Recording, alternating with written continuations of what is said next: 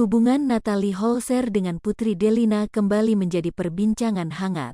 Belum lama ini Putri mengaku kini sulit untuk bertemu adik bungsunya Azam Ardiansyah. Natalie pun mengaku bahwa ia membuka pintu rumahnya jika Pudel dan anak-anak Sule ingin bertemu dengan Azam. Putri Delina mengaku kini memang sulit untuk bertemu dengan Azam. Menurutnya sang adik kini sering dibawa oleh Natalie ketika syuting. Ia pun sadar bahwa Azam memang masih membutuhkan ibunya untuk terus di dekatnya. Untuk sekarang tuh agak susah bertemu. Mungkin Dede Azam suka dibawa bunda dan memang butuh bunda juga kan, kata Putri Delina dilansir dari kanal YouTube Intens Investigasi Rabu, tanggal 8 Februari tahun 2023. Jadi yaudah kita ngikutin aja kan, sambungnya. Di sisi lain Natalie malah mengunggah tulisan yang seakan menyindir Putri Delina. Melalui Instagramnya Natalie mengatakan bahwa ia membuka pintu rumahnya untuk anak-anak Sule yang ingin bertemu Azam. Main aja sini ke rumah, pintu terbuka, tulisnya. Kalau mau bahas komunikasi tinggal hubungi aja nomor bunda pasti dibales kok, sambungnya. Menurut Natalie dirinya pasti akan membalas jika dihubungi. Tinggal hubungi aja nomor bunda pasti dibalas kok, kini kan nggak ada hubungan sama sekali, sambungnya. Natalie kembali menyindir semoga ke depan Putri Delina paham rasanya menjadi seorang ibu.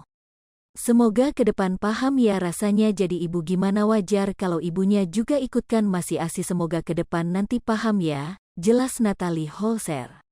Bahkan Natalie Holzer memasang pose dirinya yang menahan kesal di sosial media. Semangat untuk aku yang lagi berjuang sendiri. Semangat single mom, tulis Natalie Holzer. Postingan Natalie itu diduga menyindir Putri Delina.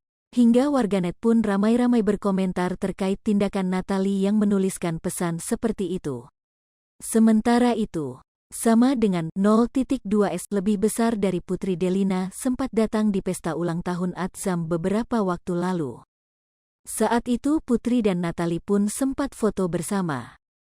Meski terlihat masih ada kecanggungan, hubungan keduanya tampak baik-baik saja pada saat itu.